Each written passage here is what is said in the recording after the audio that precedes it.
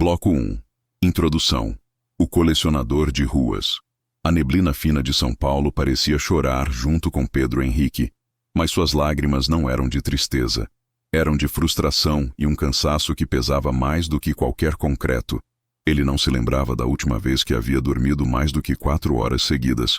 Seu terno de corte impecável, caro o suficiente para sustentar uma família por um ano, escondia a pele pálida e os olhos fundos de quem vivia à beira do esgotamento. Aos 35 anos, Pedro era o CEO da Titanos Construtora, um império imobiliário que se erguia sobre a promessa de transformar o horizonte da metrópole.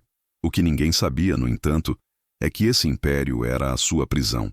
Pedro vivia no luxuoso bairro dos Jardins, em uma mansão de linhas minimalistas e janelas do chão ao teto, que ofereciam uma vista panorâmica de uma cidade que ele, paradoxalmente, sentia que não lhe pertencia. A cidade que ele amava, a que havia moldado sua infância e juventude, já não era a mesma. Ele era filho de um feirante do bairro da Lapa, um homem de mãos calejadas e coração gigante, que o ensinou a valorizar cada centavo e, mais importante, cada pessoa. O pai, com o suor de seu trabalho, pagou seus estudos em uma das melhores faculdades de engenharia do país. Pedro, com sua mente brilhante e ambição voraz, fez o resto. A ascensão de Pedro foi meteórica. Ele começou como estagiário na Titanos, uma empresa familiar na época, e com sua visão e audácia, convenceu o então proprietário, o Sr. Amaro, a investir em um modelo de negócio inovador, comprar e revitalizar bairros inteiros, não apenas construir edifícios isolados. A ideia era criar comunidades vibrantes, com parques, áreas de lazer e comércio local, integrando a nova arquitetura ao tecido social existente. O sucesso foi estrondoso. A Titanos se tornou a maior construtora do Brasil, com projetos que se espalhavam de São Paulo a Salvador, do Rio a Curitiba. Pedro se tornou um bilionário, com sua fortuna, avaliada em bilhões de reais. Mas, a cada zero adicionado à sua conta bancária, ele sentia que perdia um pedaço de si mesmo. O problema começou quando a visão se corrompeu. O que era para ser uma revolução urbana se tornou uma máquina de especulação. O Sr. Amaro, um homem de coração, mas também de uma mentalidade antiga, não resistiu à pressão e, com a saúde frágil, vendeu a maior parte das ações para um fundo de investimento internacional, o Global Equity Group. O acordo foi feito sob a condição de que Pedro continuasse como CEO, mas as rédeas da empresa já não estavam mais em suas mãos.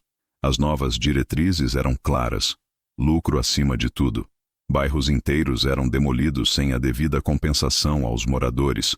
A arquitetura moderna era imposta de forma agressiva, e os laços comunitários eram ignorados em nome da eficiência. Pedro, o colecionador de ruas que um dia sonhou em preservar a alma das cidades, estava agora no comando de uma empresa que as destruía. A ironia era um golpe constante em seu peito. Aos olhos do mundo, ele era o gênio que havia reinventado a construção civil. O homem que, mesmo vindo de uma origem humilde, conquistou o topo. Mas ele sabia a verdade. Ele era um fantoche, um traidor de seus próprios ideais. A pressão dos investidores era implacável. Diariamente, Pedro recebia e-mails e ligações de Nova York e Londres, cobrando resultados cada vez mais rápidos e lucros ainda maiores. Se ele não alcançasse as metas, seria substituído. E a perspectiva de ser jogado de lado como um peão descartável, depois de tudo que construiu, era aterrorizante. Naquela manhã, ao olhar a cidade pela janela de sua cobertura, Pedro não via a beleza dos arranha-céus que ele próprio ajudou a erguer. Ele via a opressão, a falta de humanidade. As sirenes de ambulância, que ele ouvia à distância, pareciam um lamento constante. Ele se lembrou do cheiro de pastel de feira e do som da voz de seu pai, sempre cheia de esperança. Essa memória foi um gatilho. Ele precisava de ar. Precisava se reconectar com a cidade que amava, a que ele havia perdido.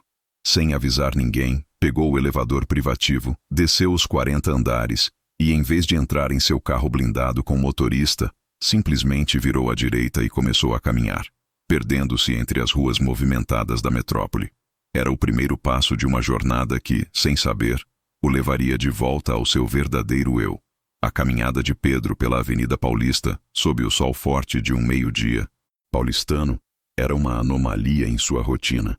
Ele sentia o calor, ouvia o burburinho das pessoas, os gritos dos vendedores de rua, o som estridente dos ônibus. Era a sinfonia da cidade, algo que ele havia esquecido. Enquanto os transeuntes apressados o olhavam de relance, sem reconhecer o bilionário por trás do terno, Pedro se sentia mais vivo do que em anos. O cheiro de castanhas assadas de um carrinho de rua o transportou de volta à sua infância. Ele se lembrou de seu pai, com o avental manchado, de farinha, vendendo pastéis na Feira Livre da Lapa. As lições sobre o valor do trabalho e a dignidade de cada pessoa, que pareciam tão distantes, voltaram com força total. Pedro pegou um táxi e pediu ao motorista para levá-lo a Lapa. O trajeto foi uma viagem no tempo. Ao invés de ser conduzido em seu carro blindado, ele via a cidade como ela realmente era. As casas antigas, os prédios descascados, as lojas de bairro. O táxi parou perto da rua 12 de Outubro, e Pedro desceu. A feira não estava montada, mas a memória daquele lugar era vívida. Ele andou pelas ruas que moldaram sua infância, revisitando a casa simples de seus pais, a escola onde estudou, a praça onde jogava bola. Ele se sentia um fantasma em sua própria vida. Foi ali que ele encontrou, por acaso, um dos personagens que mudaria o rumo de sua história. Dona Maria, a proprietária de uma pequena floricultura, vizinha à casa onde ele cresceu. Dona Maria, com seus 70 e poucos anos, tinha o rosto enrugado pela vida, mas um sorriso que iluminava a rua. Ela o reconheceu imediatamente. Pedro! Meu Deus, Pedro Henrique! Pensei que nunca mais o veria. Você sumiu, meu filho. O abraço que ela lhe deu foi sincero, caloroso, um choque para alguém que vivia em um mundo de formalidades e apertos de mão calculados. Ao conversar com Dona Maria, a realidade do bairro se desdobrou diante de seus olhos. A área estava na mira da Titanos para uma revitalização. A prefeitura já havia emitido uma notificação para a desapropriação de várias casas e pequenos comércios, incluindo a floricultura de Dona Maria. O plano da Titanos era demolir a maior parte do quarteirão para construir um shopping center de luxo e um condomínio de alto padrão. As famílias seriam compensadas com valores irrisórios, incapazes de comprar um novo imóvel na região.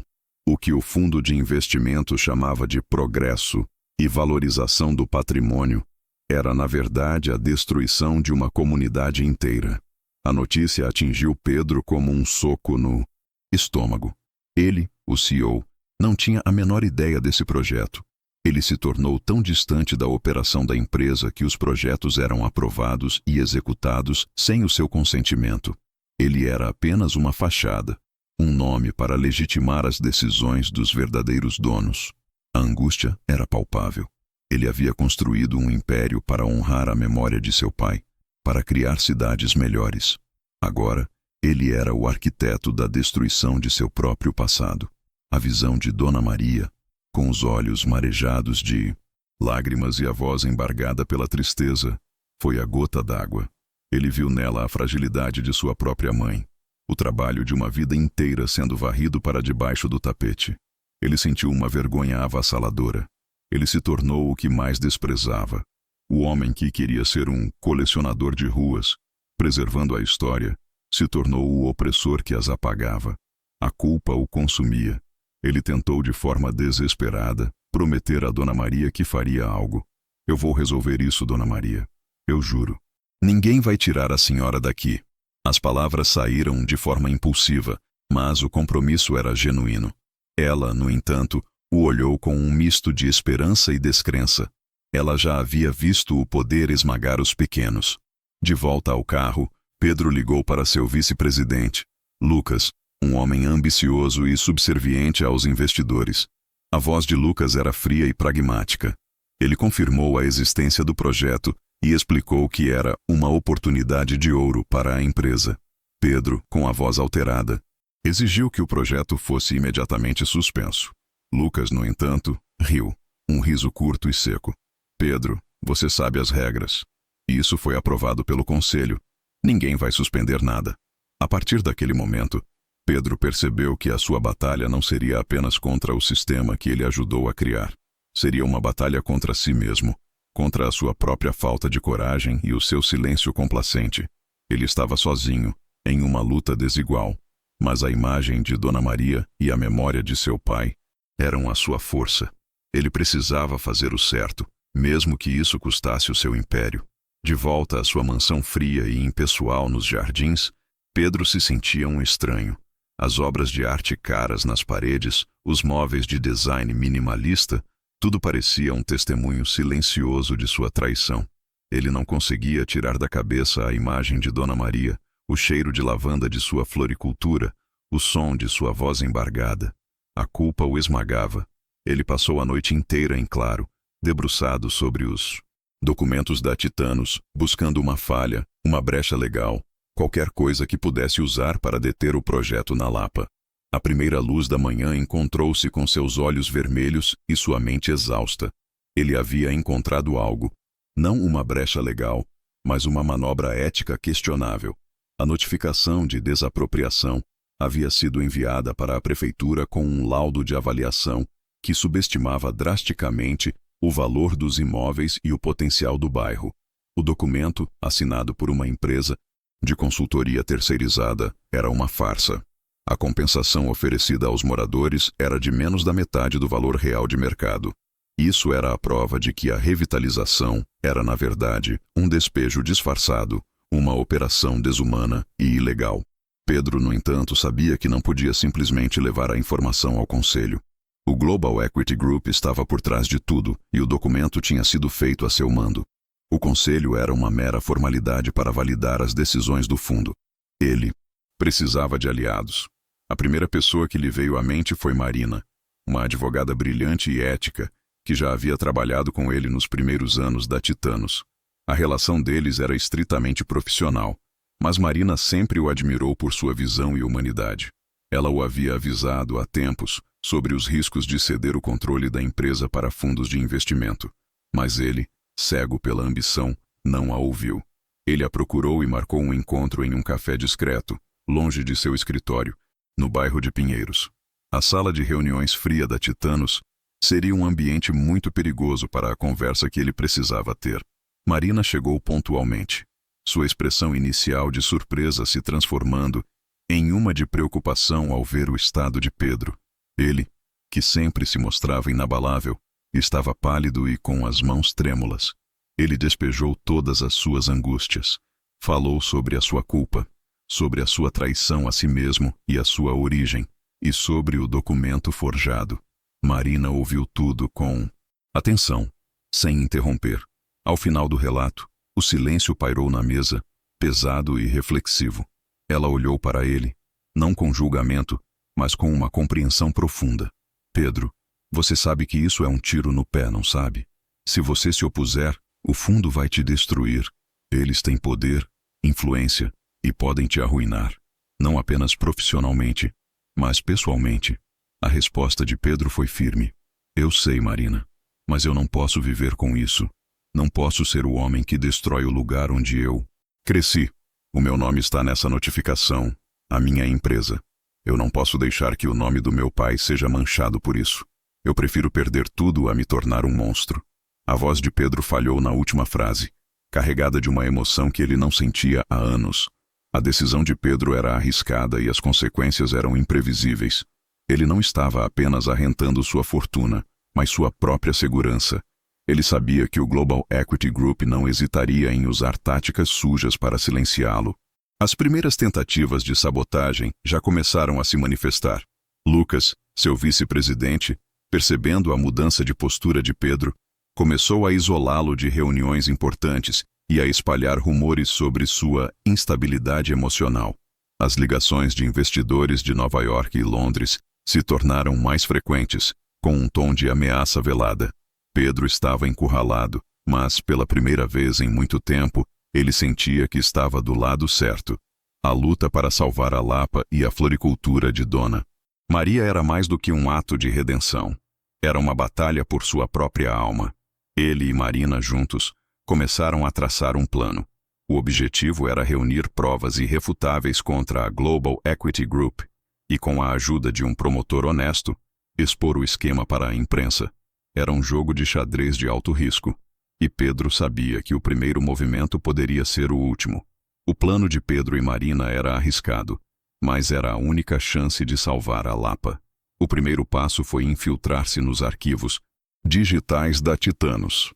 Acesso total a todas as comunicações, laudos e documentos internos do projeto. Eles precisavam de mais do que o laudo de avaliação subestimado. Precisavam de um rastro, um fio que os levasse à fonte do problema, o Global Equity Group. A tarefa era monumental, e o tempo, um inimigo cruel. Pedro, que antes delegava tudo, agora se dedicava a cada detalhe.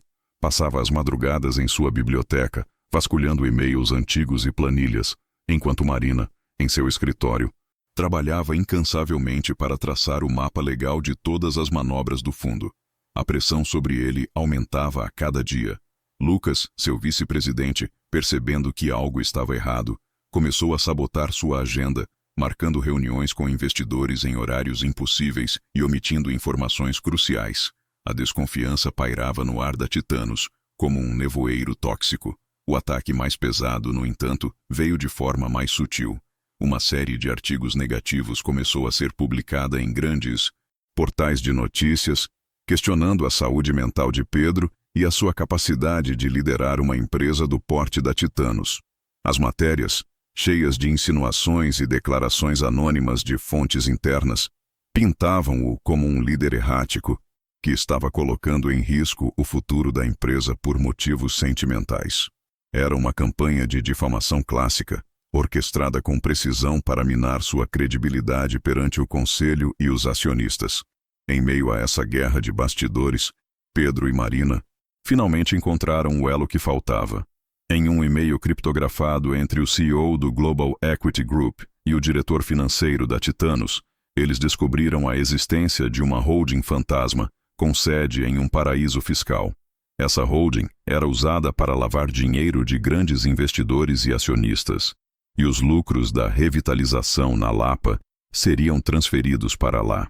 O projeto não era apenas sobre especulação imobiliária, era sobre um esquema complexo e ilegal de lavagem de dinheiro, com ramificações internacionais.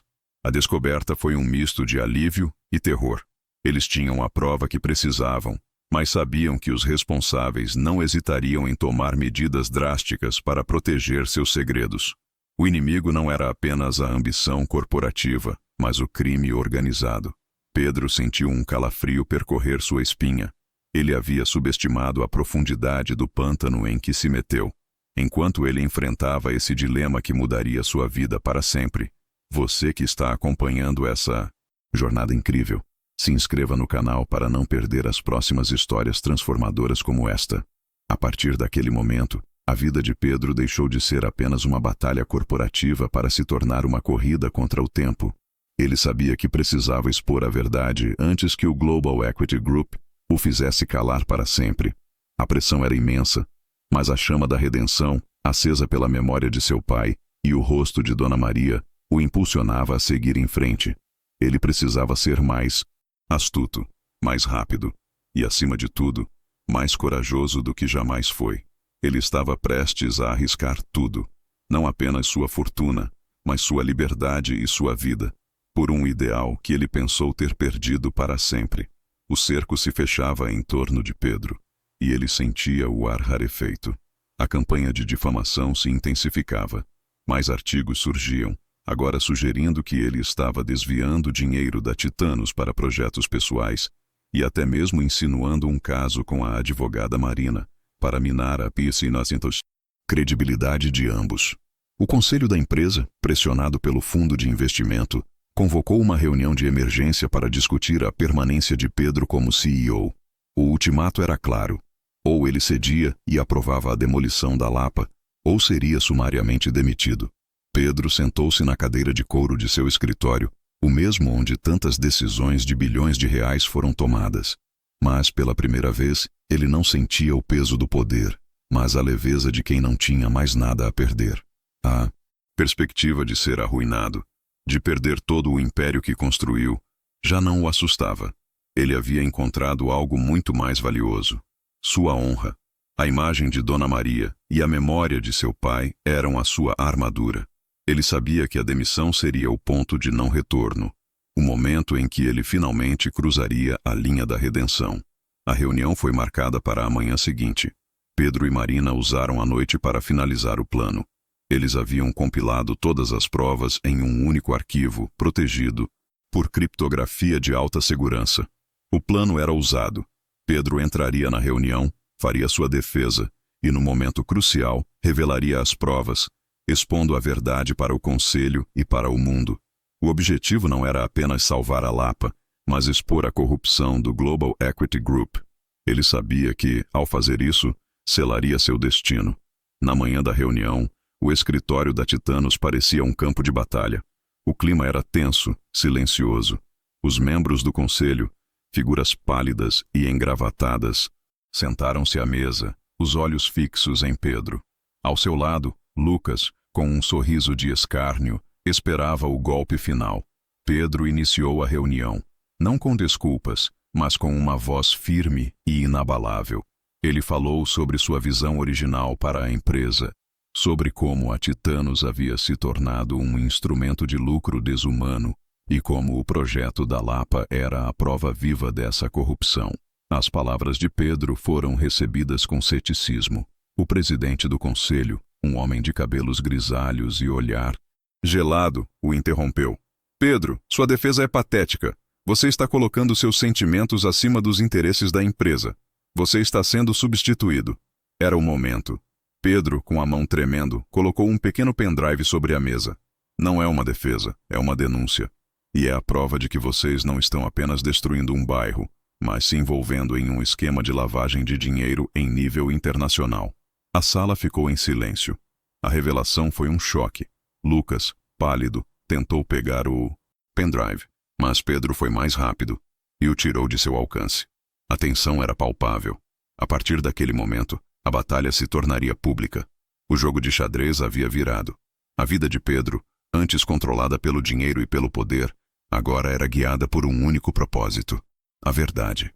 Ele havia cruzado o Rubicão. A sua transformação de magnata bilionário para justiceiro havia começado.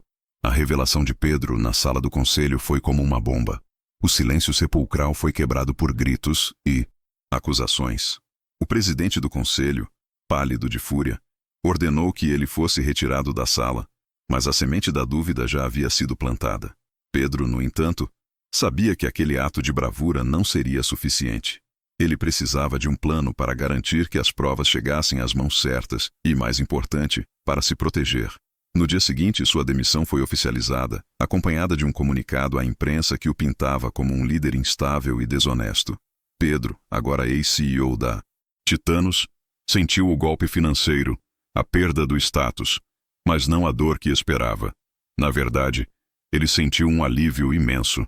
Ele estava livre da prisão de ouro que havia construído. Seu primeiro ato como um homem livre foi procurar o promotor público, Dr. Gustavo, um homem de reputação ilibada e conhecido por sua luta contra a corrupção. O encontro foi agendado com a ajuda de Marina, que havia garantido a discrição e a segurança do encontro. Pedro entregou a Gustavo o pendrive com todas as provas, explicando em detalhes o esquema de lavagem de dinheiro e a estratégia para despejar os moradores da Lapa. O promotor ouviu tudo com atenção, a seriedade em seu rosto se aprofundando a cada palavra. Ele reconheceu a coragem do ex-bilionário e prometeu que faria de tudo para investigar o caso e proteger as famílias. Enquanto a investigação do Ministério Público avançava lentamente, Pedro começou a sua própria jornada de superação. Ele não tinha mais o luxo de um carro blindado e motorista. Ele pegou o metrô e o ônibus, se misturando à multidão, e voltou para a Lapa. Ele não era mais o CEO, o magnata. Era apenas Pedro. Com a ajuda de Dona Maria, ele organizou os moradores, explicando o que estava acontecendo e garantindo que eles não aceitassem as propostas irrisórias da Titanos. Ele se tornou o líder que a comunidade precisava, não por causa do seu dinheiro ou poder, mas por causa de sua honestidade e do seu conhecimento. Ele passou a usar seu conhecimento em engenharia, e urbanismo para mostrar aos moradores como o projeto da Titanos era falho e desumano. Juntos, eles criaram um plano alternativo, um projeto de revitalização comunitária que preservava as casas, o comércio local e o tecido social do bairro. Ele, o homem que um dia traiu suas raízes, estava agora usando todo o seu conhecimento para salvá-las. A notícia do seu envolvimento se espalhou e a história de Pedro, o milionário que perdeu tudo para salvar sua comunidade, começou a ser contada pelos moradores da Lapa. A transformação de Pedro era visível. Ele dormia melhor. A expressão de cansaço havia sido substituída por uma de propósito. Ele não usava mais ternos caros, e sim roupas confortáveis e práticas. O cheiro de pastel de feira e o sorriso de Dona Maria eram a sua nova riqueza. Ele estava recuperando sua alma, passo a passo, rua por rua. E pela primeira vez em anos, ele se sentia em casa. A mobilização na Lapa, liderada por Pedro, começou a ganhar força. O bairro, antes resignado, agora se unia em uma frente de resistência. Eles criaram um movimento chamado Lapa Viva, com reuniões diárias na praça, onde discutiam o plano de revitalização comunitária e as táticas para enfrentar a Titanos. Pedro, com sua expertise e conhecimento, ensinava-os a decifrar a burocracia, a usar as redes sociais para divulgar a história e a organizar protestos pacíficos. A imprensa, que antes o difamava, começou a se interessar pela sua nova história. O Global Equity Group e seus representantes na Titanos sentiram o impacto. Os atrasos na aprovação do projeto, a resistência inesperada dos moradores e a má publicidade começaram a pesar. Lucas, o vice-presidente, foi pressionado pelo fundo a resolver a situação. O desespero fez com que eles tomassem medidas mais agressivas.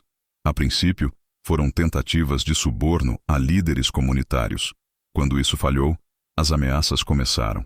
As ligações anônimas para Dona Maria e outros moradores se tornaram mais frequentes, com vozes graves e intimidatórias. A situação atingiu um ponto crítico quando um grupo de homens, a mando da Titanos, invadiu a floricultura de Dona Maria. Eles quebraram vasos, destruíram o estoque de flores e deixaram um bilhete com uma ameaça explícita. O ataque foi um choque para a comunidade e um golpe pessoal para Pedro. A violência era o sinal de que eles estavam desesperados. Foi nesse momento que Pedro, que havia se afastado da mansão e do luxo, foi alertado por Marina de que sua vida estava em risco.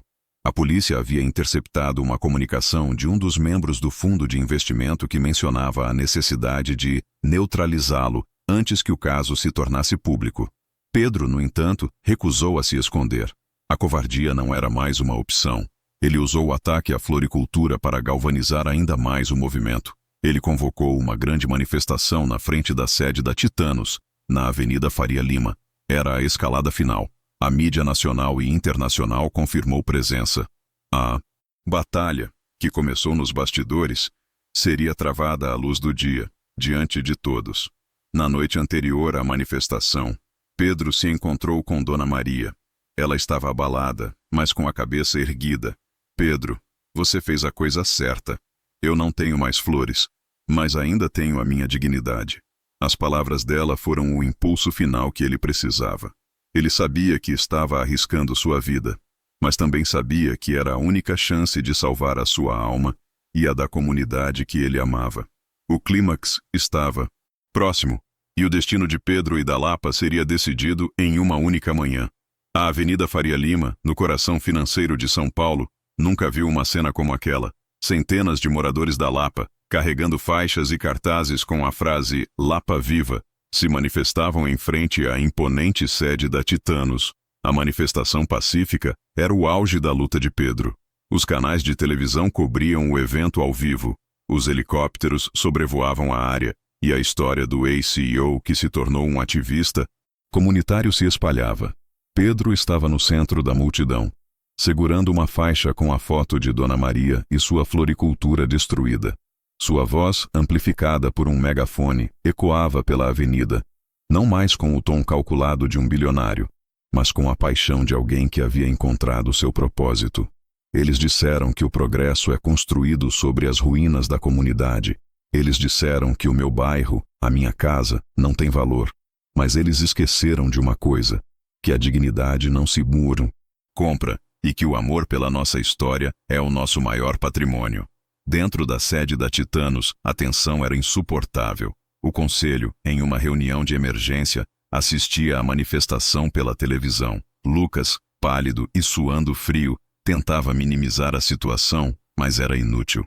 A pressão pública era esmagadora. De repente, a porta da sala se abriu e o Dr. Gustavo, o promotor público, entrou, acompanhado por agentes da Polícia Federal. Ele tinha um mandado de busca e apreensão. Boa tarde. Senhores, estamos aqui para investigar uma denúncia de lavagem de dinheiro e corrupção envolvendo a empresa. A notícia da operação se espalhou como um incêndio. A polícia começou a vasculhar os escritórios e computadores, e os diretores do Global Equity Group foram detidos para interrogatório. O castelo de cartas deles estava desmoronando.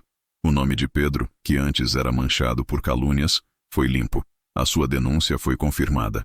Aquele era o ponto de virada definitivo. A sua jornada de redenção estava completa. Ele não era mais um prisioneiro do dinheiro e do poder. Ele era um homem livre. Do lado de fora, a multidão explodiu em aplausos e gritos de comemoração. Pedro, emocionado, abraçou Dona Maria, que o olhava com orgulho e gratidão. A Lapa estava salva. O homem que um dia colecionou ruas para destruí-las, agora a salvava. O clímax não foi a demolição, mas a preservação. O magnata não usou sua fortuna para vencer, mas sua honra. E no fim, a verdadeira riqueza estava nas ruas do seu bairro, nas pessoas que ele amava e na paz de sua própria consciência. Com a notícia da operação policial e a prisão dos envolvidos, a Lapa Viva se tornou um símbolo de resistência em todo o Brasil. A história de Pedro, de bilionário a ativista, foi capa de jornais e revistas. Ele era o novo herói improvável, o homem que arriscou tudo para fazer a coisa certa. A Titanos, agora sob nova gestão, com um conselho reformulado e livre do controle do fundo de investimento, ofereceu a Pedro o cargo de CEO novamente, com plenos poderes para implementar sua visão original. Ele, no entanto, recusou. A decisão surpreendeu a muitos. Pedro explicou em uma entrevista coletiva que a sua jornada havia terminado. Ele não era mais um homem de negócios. Ele era um construtor de comunidades. Usando o dinheiro de sua própria fortuna, que ele havia protegido em uma fundação familiar antes de ser despedido, ele criou o Instituto Pedro Henrique.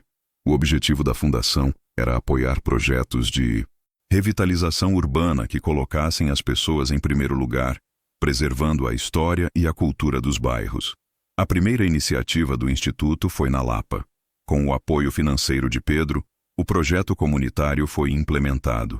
As casas foram reformadas, não demolidas. A floricultura de Dona Maria foi reconstruída, maior e mais bonita do que antes. Ruas foram transformadas em calçadões com árvores e bancos.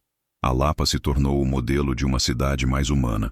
Pedro, agora vivendo em uma casa simples e confortável no próprio bairro que salvou, passava os dias conversando com os moradores, ajudando nas obras e planejando novos projetos para outras comunidades. Ele não tinha mais motorista, não usava mais ternos caros, e o que ganhava em dinheiro era insignificante perto do que ganhava em paz de espírito. Ele havia se libertado da prisão de ouro do seu passado e encontrado a verdadeira riqueza, o calor do afeto de Dona Maria, a gratidão nos olhos dos vizinhos e a alegria genuína de ajudar as pessoas. A jornada de Pedro o ensinou que o verdadeiro valor não está nos edifícios que você constrói, mas nos laços que você cria. A sua fortuna, que antes era uma âncora que o afastava de sua essência, agora era a ferramenta que o conectava com as suas raízes. Ele não era mais o colecionador de ruas no sentido literal. Ele era o guardião delas, o homem que restaurou não apenas prédios, mas almas e comunidades inteiras. A paz que ele sentia era o testemunho silencioso de que ele havia finalmente voltado para casa. Os anos se passaram. A Lapa, com seu projeto de revitalização, se tornou um exemplo para o Brasil e o mundo. Jornalistas e urbanistas vinham de todas as partes para conhecer a história de Pedro, o homem que abriu mão de uma fortuna para salvar uma comunidade. A floricultura de Dona Maria era um ponto de peregrinação, e ela, a grande heroína anônima da história, contava a todos a jornada de redenção de seu amigo. Pedro, por sua vez, continuou sua missão. O Instituto Pedro Henrique se expandiu, apoiando projetos em outras cidades, transformando bairros inteiros e devolvendo a dignidade às pessoas. Ele nunca mais sentiu o desejo de ter a vida de antes. A paz de espírito era sua nova moeda de troca. Ele havia aprendido a lição mais importante de todas. A verdadeira riqueza não está nas contas bancárias, mas nos laços humanos, na honestidade de um aperto de mão e na paz de uma consciência limpa. O colecionador de ruas que um dia se perdeu na ganância havia finalmente encontrado o caminho de volta para casa. E o caminho não era uma rua pavimentada, mas um abraço sincero de uma amiga, o cheiro de pastel na feira e o som de crianças brincando na rua que ele salvou. A vida de Pedro se tornou a prova viva de que a ambição, quando desprovida de humanidade, pode nos afastar de quem somos. Mas o arrependimento, quando sincero, pode nos levar de volta à nossa essência, ao nosso verdadeiro propósito. Ele encontrou a felicidade em sua forma, mais simples e pura. E ele sabia, mais do que qualquer coisa, que o seu maior legado não seria um arranha-céu, mas as vidas que ele tocou e os bairros que ele salvou. Obrigado por acompanhar essa história incrível até o final. Se ela tocou seu coração assim como tocou o meu ao contá-la, deixe seu like, compartilhe com alguém especial e se inscreva no canal. Nos comentários, conte qual história de transformação você gostaria de ver no próximo vídeo. Sua participação é fundamental para continuarmos trazendo essas jornadas inspiradoras.